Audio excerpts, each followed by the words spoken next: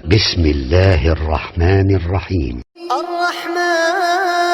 جنابت کے مسائل۔ جنابت کہتے ہیں ناپاکی کی اس حالت کو جو احتلام اور جماع کی وجہ سے ہوتی ہے۔ احتلام کہتے ہیں ویٹ ڈریم کو، یعنی سوتے ہوئے جسم سے ڈسچارج کا ہونا۔ اس میں مسئلہ یہ ہے کہ عورت یا مرد کو احتلام ہو تو غسل واجب ہو جاتا ہے، اس کی وضاحت آگے آئے گی۔ اگلا مسئلہ ہے مزی کے آنے سے غسل واجب نہیں ہوتا، بلکہ استنجا کر کے وضو کرنا ہی کافی ہے۔ ان علی رضی اللہ عنہ قال كنت رجلا مذاء فكنت استحيي ان اسأل النبي صلی اللہ علیہ وسلم لمكان ابنته فامرت المقداد بن الاسود رضی اللہ عنہ فسأله فقال يغسل ذكره ويتوضأ رواہ مسلم۔ حضرت علی رضی اللہ تعالیٰ عنہ کہتے ہیں کہ مجھے مزی کی شکایت تھی۔ مزی ہوتا ہے عام حالات میں ویٹ ڈسچارج ہونا۔ میں نبی صلی اللہ علیہ وسلم سے مسئلہ دریافت کرنے میں شرم محسوس کرتا تھا، کیونکہ آپ کی بیٹی میرے نکاح میں تھی۔ میں نے حضرت مقداد بن اسود رضی اللہ تعالیٰ عنہ سے درخواست کی کہ وہ رسول اللہ صلی اللہ علیہ وسلم سے مسئلہ دریافت کریں۔ چنانچہ حضرت مقداد رضی اللہ تعالیٰ عنہ نے آپ سے مسئلہ دریافت کیا تو آپ صلی اللہ علیہ وسلم نے فرمایا کہ پیشاب کی جگہ دھو کر وضو کر لیا کرے، اس سے طہارت ہو جاتی ہے۔ یعنی عام ویٹ ڈسچارج جو ہے اس سے ناپاکی یا جنابت نہیں ہوتی، اس میں نہانا ضروری نہیں ہوتا۔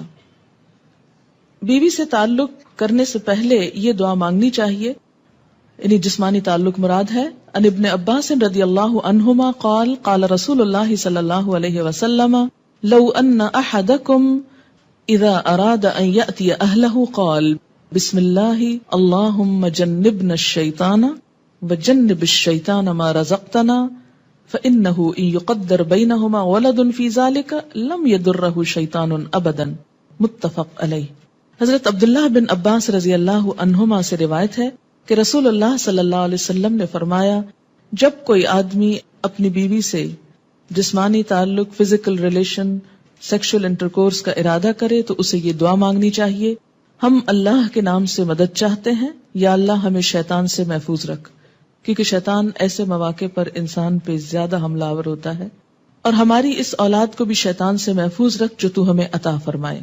یہ دعا پڑھنے کے بعد والدین کو اللہ تعالیٰ جو اولاد دے گا وہ شیطان کے شر سے ہمیشہ محفوظ رہے گی۔ اسے بخاری اور مسلم نے روایت کیا ہے۔